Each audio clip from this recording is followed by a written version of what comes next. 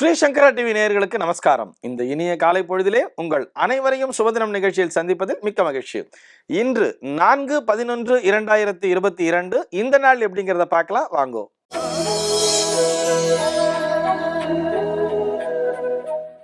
இன்றைய தினம் சுபகிருத்து வருடம் ஐப்பசி மாதம் 18ஆம் தேதி வெள்ளிக்கிழமை. திதி பார்த்தோம்னா வளர்பிறை ஏகாதசி திதி இரவு 7:35 வரைக்கும் இருக்கு. அதனை தொடர்ந்து துவாதசி திதி அப்படிங்கிறது வந்துடுறது. நட்சத்திரம் பார்த்தோம்னா இன்னைக்கு பூரட்டாதி நட்சத்திரம் இரவு 2:05 வரைக்கும் இருக்கு. அதனை தொடர்ந்து உத்திரட்டாதி நட்சத்திரம் அப்படிங்கிறது வந்துடுறது. இந்த நாள் முழுவதுமே ஒரு சித்த யோகம் கூடிய நன்னாளாக அமைந்திருக்கிறது. இது போக பஞ்சாங்கத்திலே வரக்கூடிய யோகம் அப்படின்னு சொல்லி பார்த்தோம்னா துருவம் அப்படிங்கிற ஒரு யோகம் காலை 4:40 வரைக்கும் தான் இருக்கு. அதனை தொடர்ந்து வியாகாத்தம் அப்படிங்கிற ஒரு யோகமானது வந்து விடுகிறது. அதே மாதிரி கரணம் பார்த்தோம்னா வணிஜை அப்படிங்கிற ஒரு கரணம் 5:44 வரைக்கும் தான் இருக்கு. அதனை தொடர்ந்து பத்திரை அப்படிங்கிற ஒரு கரணமானது வந்து விடுகிறது. இன்றைய நாள் ஒரு கீழ்நோக்கு நாளாக அமைந்திருக்கிறது. இது போக பஞ்சாங்கத்திலே இன்றைய தினம் சர்வ உத்தான ஏகாதசி அப்படின்னு சொல்லி கொடுத்திருப்பா. ரொம்பவும் ஒரு உயரிய ஏகாதசி இன்றைய தினம். அதாவது ஏகாதசியிலே ஒரு 3 ஏகாதசி ரொம்ப ரொம்ப விசேஷம்னு சொல்லுவா. ஒன்று கைசிக ஏகாதசி, 2வது வைகுண்ட ஏகாதசி, 3வது இந்த உத்தான ஏகாதசி அப்படின்னு சொல்லுவா.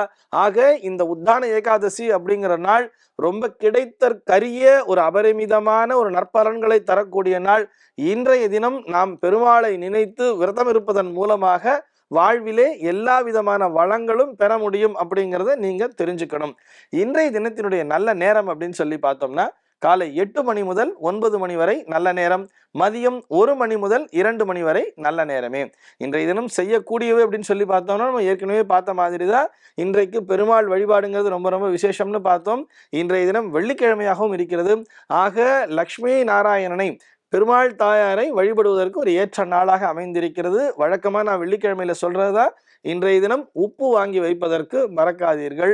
அதே மாதிரி நகை அடகு வைத்தல், கடன் கொடுத்தல் வாங்குதல் அப்படிங்கிறதெல்லாம் இன்றைய தினம் செய்யக்கூடாது அப்படிங்கிறது ஞாபகம் வச்சுக்கோங்க. சரி, இன்றைய தினத்தினுடைய ஆன்மீக தகவலாக நம்ம என்ன பார்க்க போறோம் அப்படின்னு சொன்னா, நாளைய தினம் சிலுக்க துவாதசி அப்படின்னு சொல்லி பஞ்சாங்கத்துல போட்டிருப்பா. இது போக க்ஷீராப்திநாத பூஜை அப்படின்னு சொல்லியும் போட்டிருப்பா. நாளைக்கு என்ன பண்ணுவான்னு சொன்னா துளசி கல்யாணம் அப்படிங்கிறத பண்ணுவா. இந்த துளசி விவாகம் அப்படிங்கிறத நீங்க எல்லோரும் கேள்விப்பட்டிருக்கீங்களான்னு தெரியல. பெரும்பாலும் கர்நாடகாவிலே வாழ்கின்ற மக்கள் இதனை செய்வார்கள். இங்க கூட ஒரு சில ஒரு பெருமக்கள் செய்வார்கள். அதை வைஷால் அப்படிங்கிறவா இதை விடாம பண்ணிட்டு இருப்பா நிறைய பேர். இந்த துளசி விவாகம் பண்றதுக்கு ரொம்ப ஸ்பெஷலா எல்லாம் எதுவுமே அவசியம் இல்லை. நம்ம ஆத்திலே நம்ம ஒரு துளசி மாடம் அப்படிங்கறது வச்சிருப்போம் இல்லையா? அந்த துளசி மாடம் இருந்தாலே போரும். அங்கேயே நம்ம அழகா இந்த துளசி விவாகத்தினை செய்யலாம் அப்படிங்கிறதுக்காக சொல்றேன். இந்த துளசி விவாகம் அப்படிங்கிறது ரொம்ப ரொம்ப ஒரு விசேஷமான ஒரு விஷயம். இதற்கு திருமணம் வைப்பதன் மூலமாக நம்முடைய இல்லங்களிலேயும் எல்லா விதமான சுப நிகழ்வுகளும் தங்கு தடையின்றி நடக்க காணலாம். இதை எப்படி சார் பண்ணணும், இதுக்காக நான் என்னென்னலாம் பண்ணணும்னு சொன்னா ரொம்ப பெருசாலாம் ஒன்றும் இல்லை. அழகா இந்த துளசி மாடம் நடுவில் துளசி செடிங்கிறத வச்சிருப்போம் இல்லையா? இந்த துளசி மாடத்தினை சுற்றி அழகா ஒரு 4 சின்ன சின்ன ஒரு இந்த ஸ்டிக்ஸ் மாதிரி நட்டு வச்சுக்கலாம். ஒரு கொம்பு மாதிரி நட்டு வச்சுட்டு அது மேலே ஒரு துணியை வைத்து ஒரு மண்டபம் போல் அமைத்து கொள்ள வேண்டும். ஒரு விதானம் மாதிரி அழகா பண்ணி வச்சுடலாம்.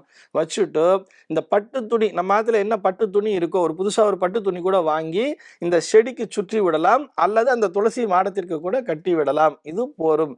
அதே மாதிரி என்ன பண்ணணும்னு சொன்னா ஒரு நெல்லி கட்டை அல்லது ஒரு நெல்லி செடி அப்படிங்கிறத எடுத்துட்டு வந்து இந்த துளசி செடியினுடைய பக்கத்திலே நட்டு வைக்க வேண்டும் அப்படின்னு சொல்றது.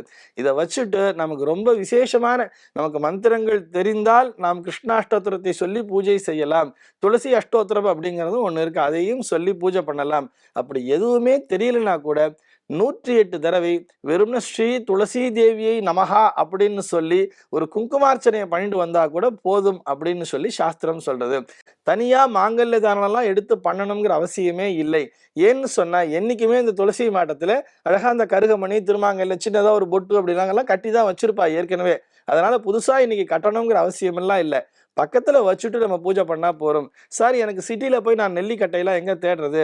எனக்கு நெல்லி செடிலாம் கிடைக்காது. நெல்லிக்கட்டையெல்லாம் எனக்கு கிடைக்காதுன்னு நினைச்சா கூட, இந்த துளசி செடியினுடைய பக்கத்திலே அழகாக பெருமாளினுடைய படத்தினை கொண்டு வந்து வைத்து கூட நாம் இந்த பூஜையை செய்யலாம்.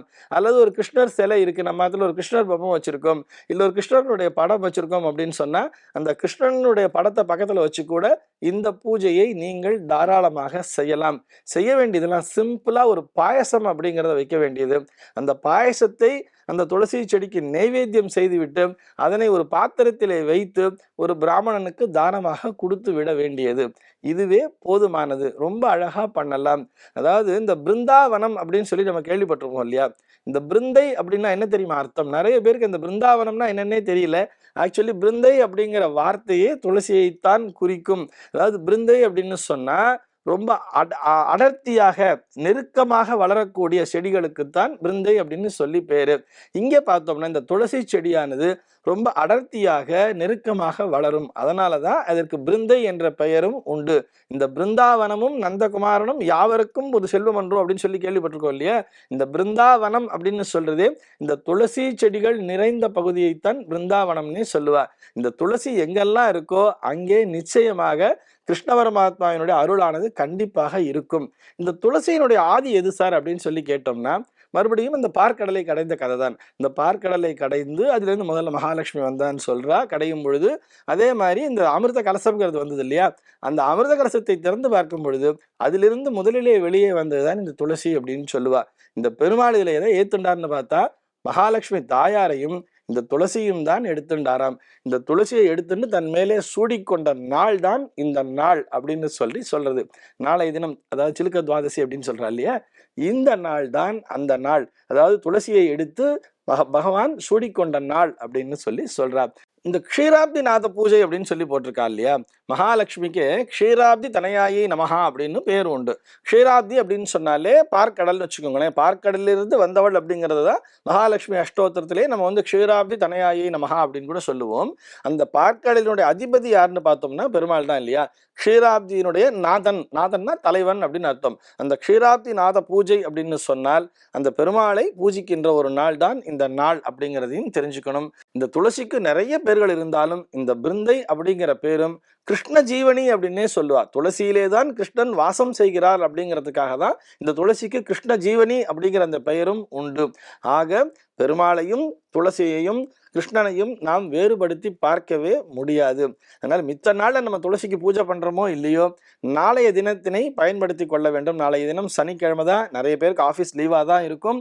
எல்லோருமே, அதாவது இது பெண்கள் மட்டும்தான் பண்ணணுங்கிறது இல்லை, ஆண் பெண் இருவருமாக இணைந்து இந்த பூஜையே ஒரு லக்ஷ்மி நாராயண பூஜை என்பதை நீங்கள் மனதிலே நிலை நிறுத்த வேண்டும். தம்பதியருக்குள்ளே ஒற்றுமையை தரக்கூடிய பூஜையானது இந்த பூஜை அப்படிங்கிறத ஞாபகம் வச்சுக்கொண்டு நாளைய தினம் எல்லோருமே இந்த துளசியை நாம் அனைவரும் பூஜிக்க வேண்டும் என்பதே அடியனுடைய பிரார்த்தனை. இந்த தகவலோடு இன்றைய தினம் நான் உங்களிடமிருந்து விடைபெற்றுக் கொள்கிறேன். மீண்டும் உங்கள் அனைவரையும் நாளைய தினம் ஒரு சுவாரஸ்யமான தகவலோடு சந்திக்கிறேன். இந்த நாள் பெருமாளினுடைய அனுகிரகத்தினாலே உங்கள் அனைவருக்கும் சுபதினமாக அமைவதற்கு வாழ்த்துக்கள்.